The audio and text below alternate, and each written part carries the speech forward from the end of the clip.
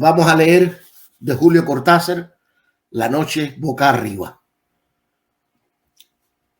Y salían en ciertas épocas a cazar enemigos. Le llamaban la Guerra Florida. A mitad del largo zaguán del hotel pensó que debía ser tarde y se apuró a salir a la calle y sacar la motocicleta del rincón donde el portero al lado le permitía guardarla. En la joyería de la esquina vio que eran las 9:10. Llegaría con tiempo sobrado a donde iba.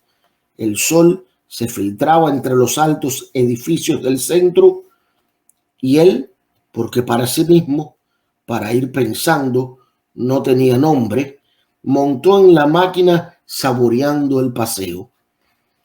La moto ronroneaba entre sus piernas y un viento fresco le chicoteaba los pantalones. Dejó pasar los ministerios, el rosa, el blanco y la serie de comercios con brillantes vitrinas de la calle central. Ahora entraba en la parte más agradable del trayecto. El verdadero paseo, una calle larga, bordeada de árboles, con poco tráfico y amplias villas que dejaban venir los jardines hasta las aceras, apenas demarcadas por setos bajos. Quizá algo distraído, pero corriendo sobre la derecha como correspondía, se dejó llevar por la tersura, por la leve crispación de ese día apenas empezado. Tal vez su involuntario relajamiento le impidió prevenir el accidente. Cuando vio que la mujer parada en la esquina se lanzaba a la calzada a pesar de las luces verdes, ya era tarde para las soluciones fáciles. Frenó con el pie y la mano, desviándose a la izquierda. Oyó el grito de la mujer y junto con el choque perdió la visión. Fue como dormirse de golpe. Volvió bruscamente del desmayo. 4 o 5 hombres jóvenes lo estaban sacando de debajo de la moto. Sentía gusto a sal y sangre. Le dolía una rodilla y cuando lo alzaron gritó porque no podía soportar la presión en el brazo derecho. Voces que no parecían pertenecer a las caras suspendidas sobre él lo atentaban con bromas y seguridades. Su único alivio fue oír la confirmación de que había estado en su derecho al cruzar la esquina. Preguntó por la mujer, tratando de dominar la náusea que le ganaba la garganta. Mientras lo llevaban boca arriba hasta una farmacia próxima, supo que la causante del accidente no tenía más que rasguños en las piernas. Usted la agarró apenas, pero el golpe le hizo saltar la máquina de costado. Opiniones, recuerdos, despacio, éntrenlo de espaldas, así va bien, y alguien con guardapolvo dándole a beber un trago que lo alivió en la penumbra de una pequeña farmacia de barrio. La ambulancia policial llegó a los 5 minutos y lo subieron a una camilla blanda donde pudo tenderse a gusto. Con toda lucidez, pero sabiendo que estaba bajo los efectos de un shock terrible, dio sus señas al policía que lo acompañaba. El brazo casi no le dolía. De una cortadura en la ceja goteaba sangre por toda la cara. 1 o 2 veces se lavió los labios para beberla. Se sentía bien, era un accidente, mala suerte, unas semanas quieto y nada más.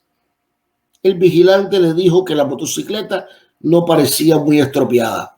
Natural, dijo él. Como me la ligué encima, los dos se rieron y el vigilante le dio la mano al llegar al hospital y le deseó buena suerte. Ya la náusea volvía poco a poco. Mientras lo llevaban en una camilla de ruedas hasta un pabellón del fondo, pasando bajo árboles llenos de pájaros, cerró los ojos y deseó estar dormido o cloroformado, pero lo tuvieron largo rato en una pieza con olor a hospital, llenando una ficha, quitándole la ropa y vistiéndolo con una camisa grisácea y dura. Le movían cuidadosamente el brazo, sin que le doliera. Las enfermeras bromeaban todo el tiempo, y si no hubiera sido por las contracciones del estómago, se habría sentido muy bien, casi contento. Lo llevaron a la sala de radio y 20 minutos después, con la placa todavía húmeda, puesta sobre el pecho como una lápida negra, pasó a la sala de operaciones. Alguien de blanco, alto y delgado, se le acercó y se puso a mirar la radiografía. Manos de mujer le acomodaban la cabeza. Sintió que lo pasaban de una camilla a otra. El hombre de blanco se le acercó otra vez, sonriendo, con algo que le brillaba en la mano derecha. Le palmeó la mejilla e hizo una seña a alguien parado atrás.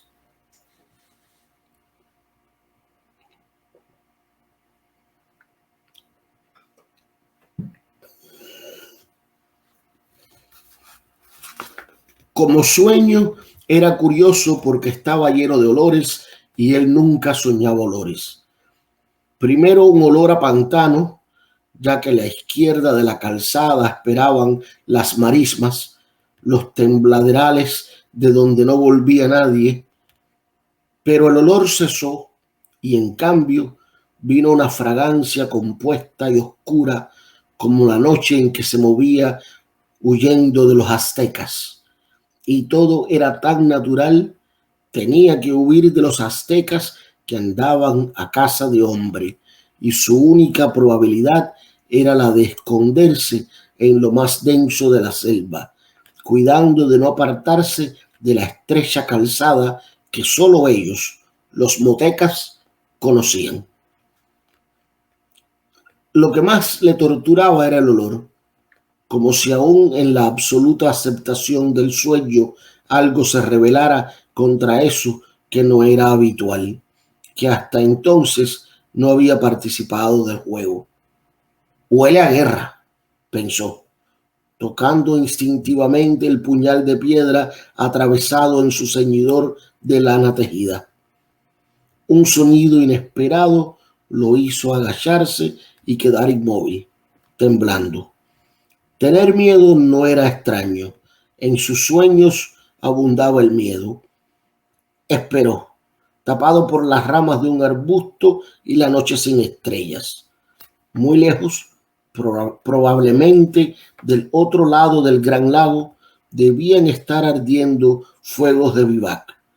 Un resplandor rojizo tenía esa parte del cielo. El sonido no se repitió. Había sido como una rama quebrada, tal vez un animal que escapaba como él del olor de la guerra. Se enderezó despacio, venteando. No se oía nada, pero el miedo seguía allí como el olor, ese incienso dulzón de la guerra florida. Había que llegar al corazón de la selva, evitando las ciénagas, a tientas, agachándose a cada instante para tocar el suelo más duro de la calzada. Dio algunos pasos. Hubiera querido echar a correr, pero los tembladerales palpitaban a su lado. En el sendero en tinieblas buscó el rumbo. Entonces sintió una bocanada horrible del olor que más temía y saltó desesperado hacia adelante. «Se va a caer de la cama», dijo el enfermo de al lado. «No brinque tanto, amigazo».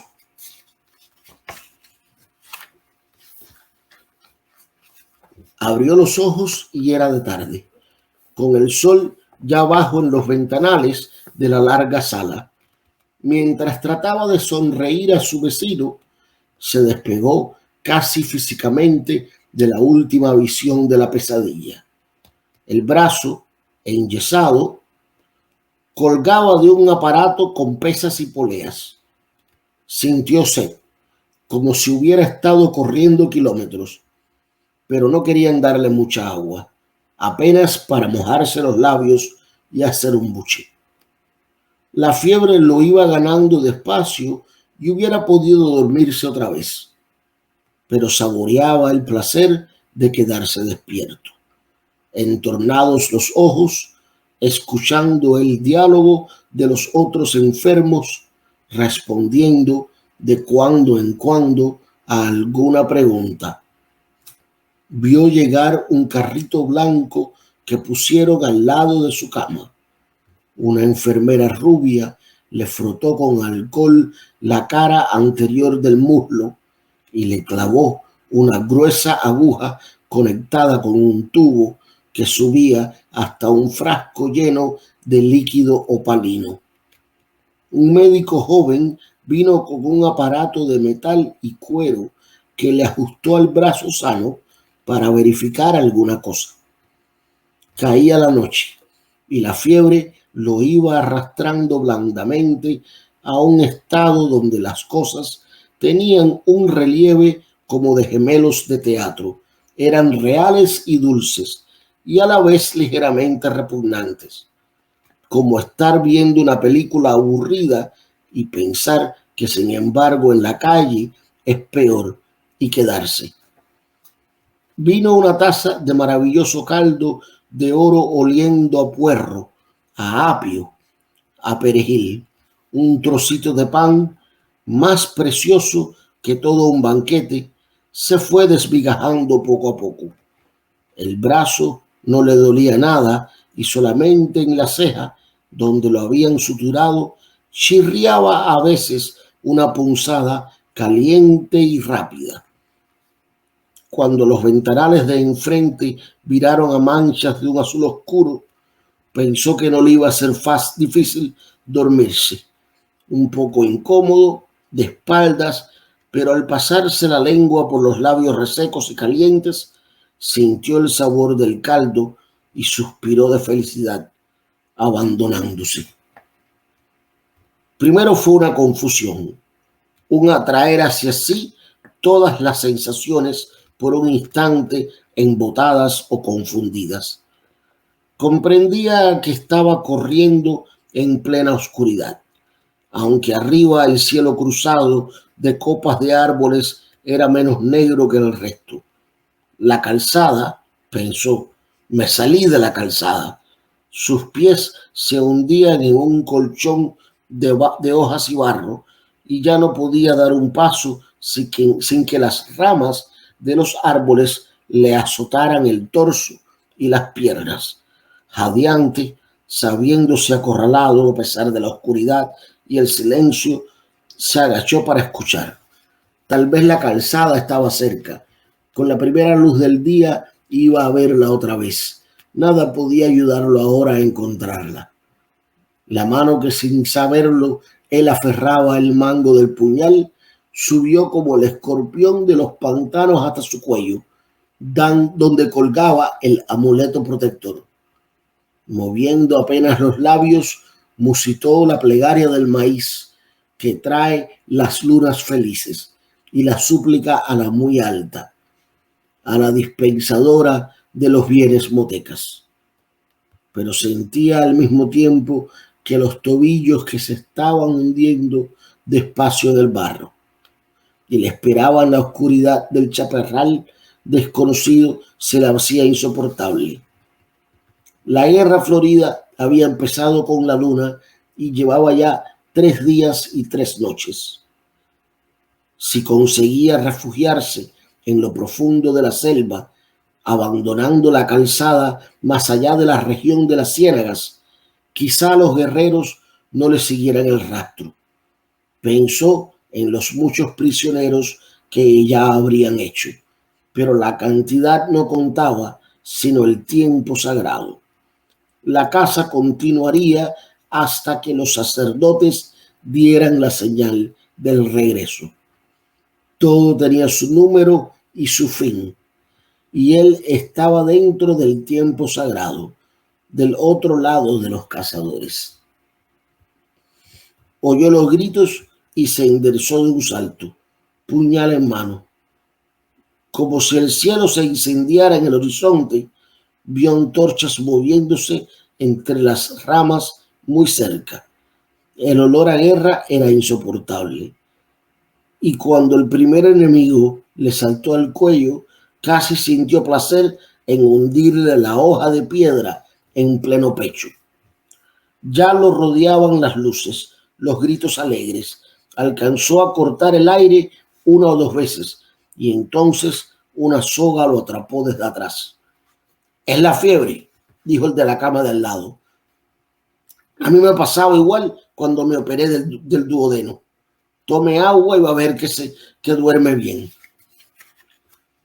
Al lado de la noche de donde volvía, la penumbra tibia de la sala le pareció deliciosa.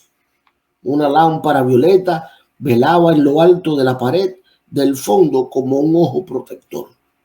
Se oía toser, respirar fuerte, a veces un diálogo en voz baja. Todo era grato y seguro, sin ese acoso, Pero no quería seguir pensando en la pesadilla. Había tantas cosas en que entretenerse. Se puso a mirar el yeso del brazo, las poleas que tan cómodamente se lo sostenían en el aire. Le habían puesto una botella de agua mineral en la mesa de noche. Bebió del gollete golosamente. Distinguía ahora las formas de la sala, las 30 camas, los armarios con vitrinas. Ya no debía tener tanta fiebre. Sentía fresca la cara. La ceja le dolía apenas, como un recuerdo. Se vio otra vez saliendo del hotel, sacando la moto. ¿Quién hubiera pensado que la cosa iba a acabar así? Trataba de fijar el momento del accidente y le dio rabia advertir que había ahí como un hueco, un vacío que no alcanzaba a rellenar. Entre el choque y el momento en que lo habían llevado del suelo, un desmayo o lo que fuera no le dejaba ver nada. Y al mismo tiempo tenía la sensación de que ese hueco, esa nada, había durado casi una eternidad. No, ni siquiera tiempo. Más bien como si en ese hueco él hubiera pasado a través de algo o recorrido distancias inmensas. El choque, el golpe brutal contra el pavimento. De todas maneras, al salir del pozo negro, había sentido casi un alivio mientras los hombres lo alzaban del suelo. Con el dolor del brazo roto, la sangre de la ceja partida, la contusión en la rodilla, con todo eso, un alivio al volver al día y sentirse sostenido y auxiliado, y era raro, le preguntaría alguna vez al médico de la oficina. Ahora volvía a ganarlo el sueño, a tirarlo despacio hacia abajo. La almohada era tan blanda y en su garganta afiebrada la frescura del agua mineral. Quizá pudiera descansar de veras, sin las malditas pesadillas. La luz violeta de la lámpara en lo alto se iba apagando poco a poco.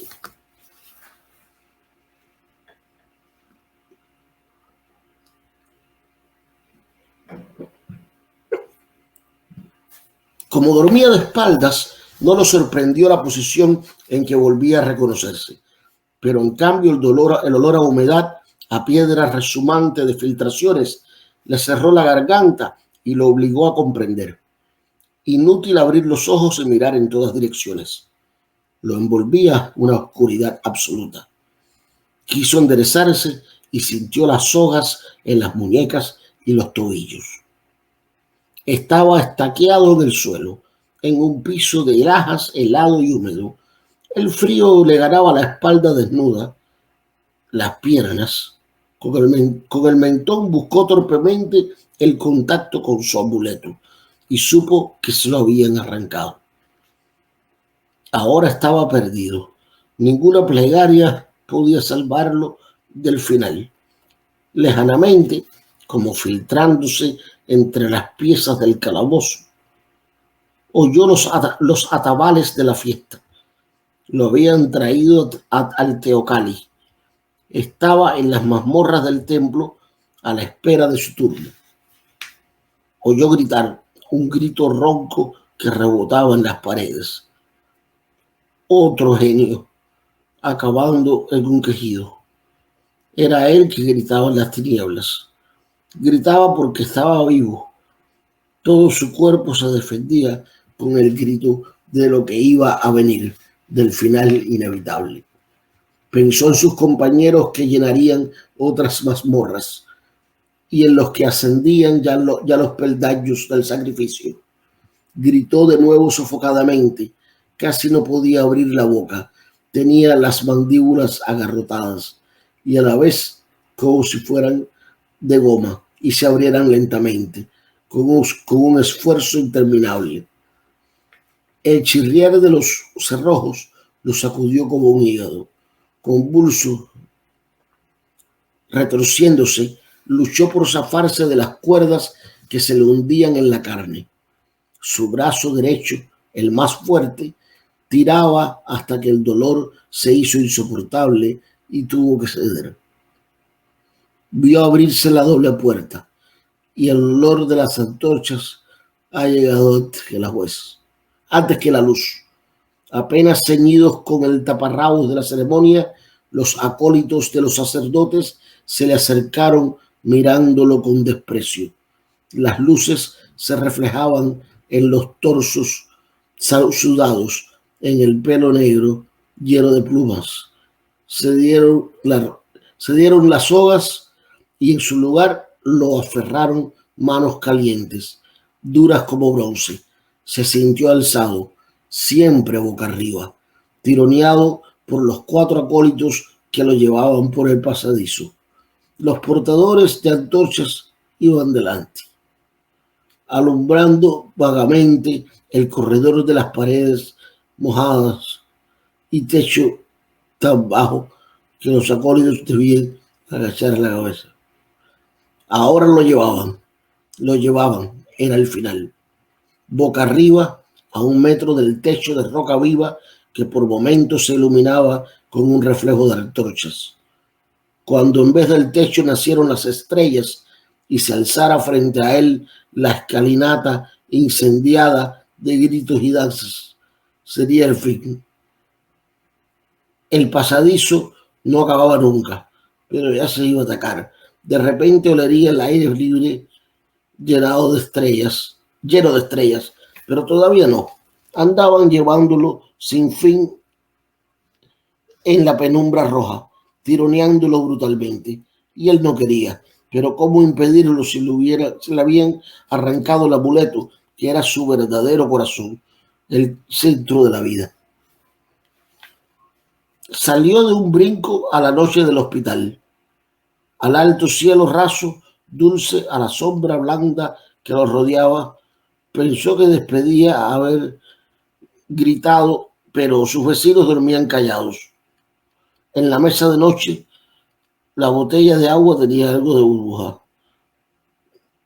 de imagen traslúcida contra la sombra azulada de los ventanales. Jadeó buscando el alivio de los pulmones, el olvido de esas imágenes que seguían pegadas a sus párpados. Cada vez que cerraba los ojos, las veía formarse instantáneamente y se enderezaba aterrado, pero gozando a la vez del saber que ahora estaban despiertos. Que la vigilia lo protegía, que pronto iba a amanecer con el buen sueño profundo que se tiene hasta ahora, sin imágenes, sin nada. Le costaba mantener los ojos abiertos. La modorra era más fuerte que él. Hizo un último esfuerzo. Con la mano sana esbozó un gesto hacia la botella de agua. No llegó a tomarla. Sus dedos se cerraron en un vacío otra vez negro y el pasadizo seguía interminable, roca tras roca, con súbitas fulguraciones rojizas, y él boca arriba gimió apagadamente porque el techo iba a acabarse. Subía abriéndose como una boca de sombra y los acólitos se enderezaban y de la altura una luna menguante le cayó en la cara donde los ojos no querían verla. Desesperadamente se cerraban y habrían buscado pasar al otro lado, descubrir de nuevo el cielo raso, protector de la sala, y cada vez que se abrían era la noche y la luna mientras lo subían por la escalinata, ahora con la cabeza colgándose abajo y en lo alto estaban las hogueras, las rojas columnas de humo perfumado y de golpe vio la piedra roja, brillante de sangre que chorreaba y el vaivén de los pies del sacrificio que arrastraban para tirarlo rodando por las escalinatas del norte. Con una última esperanza apretó los párpados, gimiendo por despertar. Durante un segundo creyó que lo lograría, porque otra vez estaba inmóvil en la cama, a salvo del balanceo cabeza abajo, pero olía la muerte, y cuando abrió los ojos vio la figura ensangrentada del sacrificador que venía hacia él, con el cuchillo de piedra en la mano. Alcanzó a cerrar otra vez los párpados, aunque ahora sabía que no iba a despertarse, que estaba despierto, que el sueño maravilloso había sido el otro, absurdo como todos los sueños, en un sueño en el que había andado por extrañas avenidas de una ciudad asombrosa, con luces verdes y rojas que ardían sin llama ni humo, con un enorme insecto de metal que zumbaba bajo sus piernas. En la mentira infinita de ese sueño también lo habían alzado del suelo. También alguien se le había acercado con un cuchillo en la mano, a él tendido boca arriba, con los ojos cerrados entre las hogueras. Ese es el cuento, La noche boca arriba. Como pueden ver, es un cuento bastante fantástico. Tenemos un personaje que después de un accidente de moto parece estar soñando que es un indio moteca perseguido por los aztecas. Es importante, un dato importante es que los indios motecas no existen. Es un juego de palabras que hizo Cortázar usando, ¿no? Como el otro iba en moto, de las motocicletas sacó los indios motecas para crear esa relación con las motocicletas. Pero al final parece que quien sueña es realmente el indio moteca que ha sido apresado por los aztecas. Sueña que es un hombre que viaja en una moto en el siglo XX. Bastante fantástico esto. El sueño nos confunde, hace que la frontera entre la realidad y el sueño desaparezca.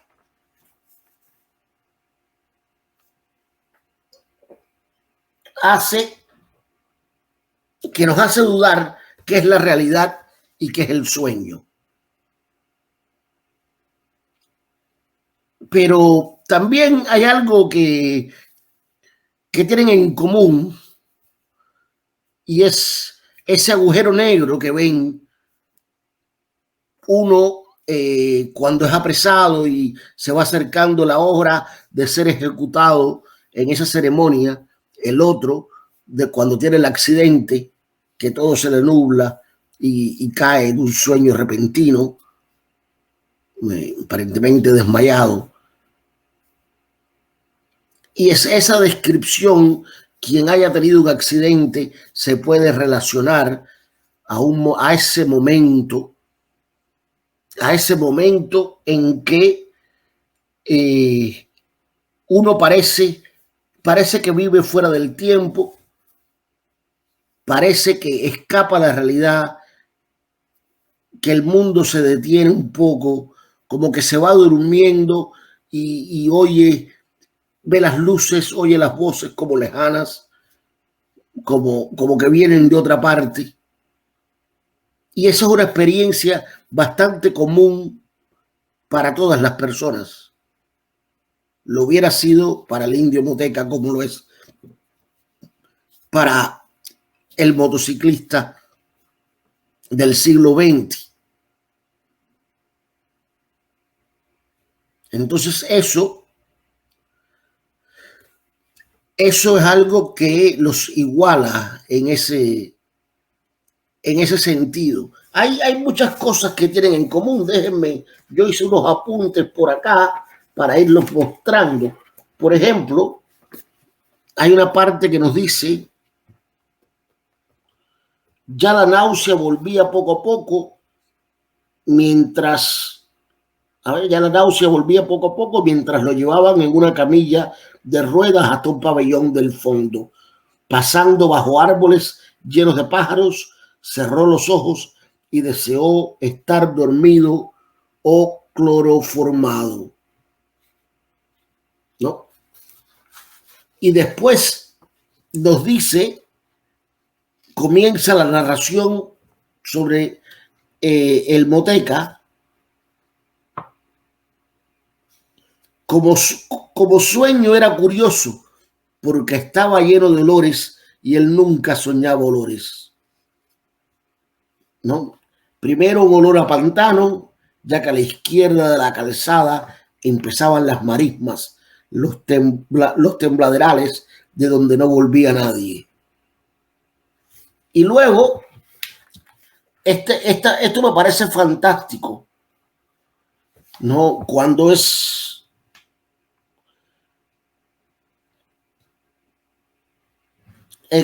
viene describe el avance del moteca y dice: en el sendero en tinieblas buscó el rumbo. Entonces sintió una bocanada horrible del olor que más temía y saltó desesperado hacia adelante. Y en la línea siguiente, bruscamente, está le dicen ya en el hospital: se va a caer de la cama, dijo el enfermo de al lado. No brinque tanto, amigazo. Es decir, cuando brinca el moteca, está este brinco en la cama del motociclista que alarma al vecino de la cama de al lado. También más adelante, por ejemplo, cuando dice: la calzada, pensó, me salí de la calzada. Es decir, la calzada por la que él huye de los motecas es muy similar a la calzada en que va el motociclista, ¿no? Ese viaje que le está disfrutando antes de tener el accidente. Esta otra cosa fantástica que vuelve a enlazarlos es cuando ya lo están apresando y entonces él dice aquí: ya lo rodeaban las luces, los gritos alegres. Alcanzó a cortar el aire una o dos veces y entonces una soga lo atrapó desde atrás. Y entonces, de nuevo, viene intercede el de la cama de al lado. Es la fiebre, dijo el de la cama de al lado. A mí me pasaba igual cuando me operé del duodeno. Tome agua y va a ver que duerme bien. Es decir, por un lado lo atrapa la soga desde atrás y cuando la soga lo atrapa desde atrás, entonces ahora en el siglo XX el enfermo de al lado le dice: es la fiebre, ¿no? Como si fuera la fiebre, la soga que lo atrapa desde atrás. Entonces vamos viendo estos juegos, ¿no?, que va creando Cortázar. Como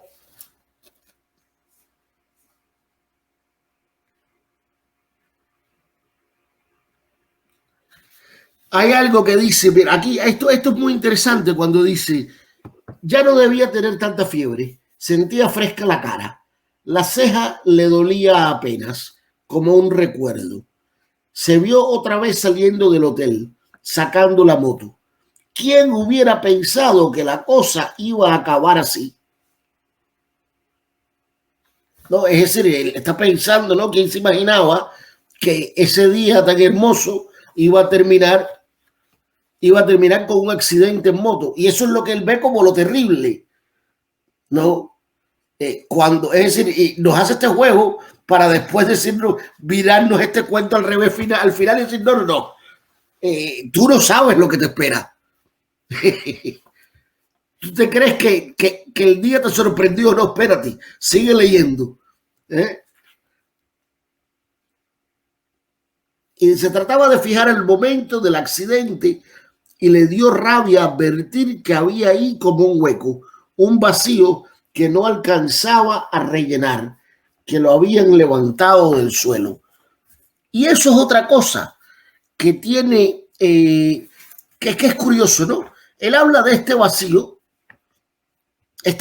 que le crea la falta de memoria de cómo ocurrió el accidente, la impotencia de no poderlo recordar todo, como que le falta un pedazo. Pero qué curioso, por lo menos a mí, no sé si le pasa a ustedes, es el mismo vacío que me crea el cuento. Cuando sé que me falta algo, que hay algo que no acabo de entender, que el cuento ha jugado conmigo y no se deja descifrar. Y me deja ese mismo vacío que Cortázar está describiendo aquí. Es, eh, es muy juguetón en ese aspecto, ¿no? Un poco perverso.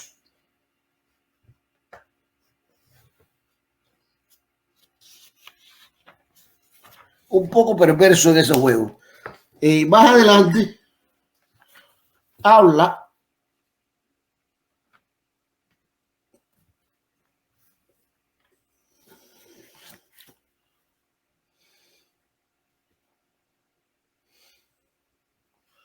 nos dice, cada vez que cerraba los ojos los veía formarse instantáneamente y se enderezaba aterrado, pero gozando a la vez del saber que ahora estaba despierto, que la vigilia lo protegía, que pronto iba a amanecer con el buen sueño profundo que se tiene a esa hora, sin imágenes, sin nada.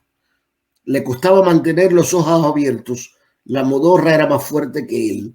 Hizo un último esfuerzo con la mano sana, esbozó un gesto hacia la botella de agua, no llegó a tomarla.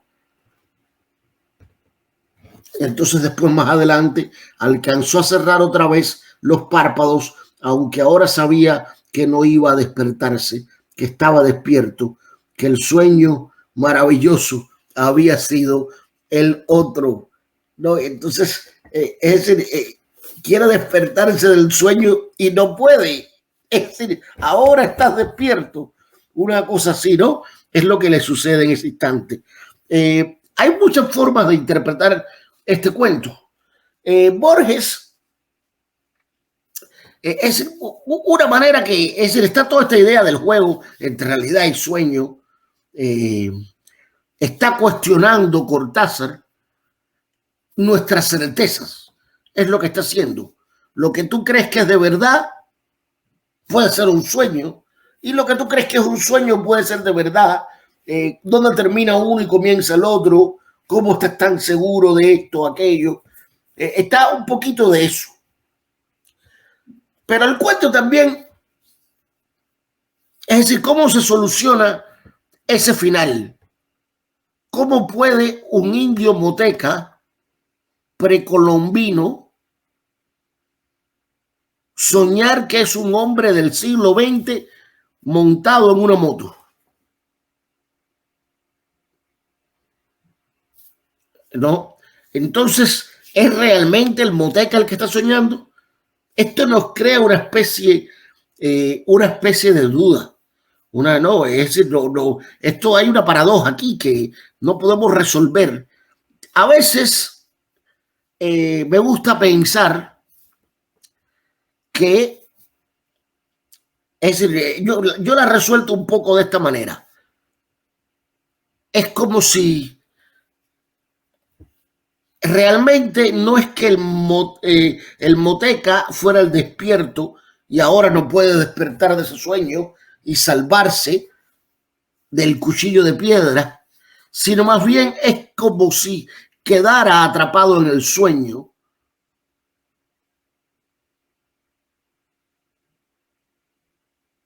como si el sueño a veces no fuera eh, realmente quedarse dormido, sino un sueño inducido por anestesia, y esta vez no está despertando de la anestesia, esta vez, qué sé yo, está pasando un coma o se está muriendo de verdad y queda atrapado en el sueño y le parece tan real cuando en realidad es la muerte lo que se acerca.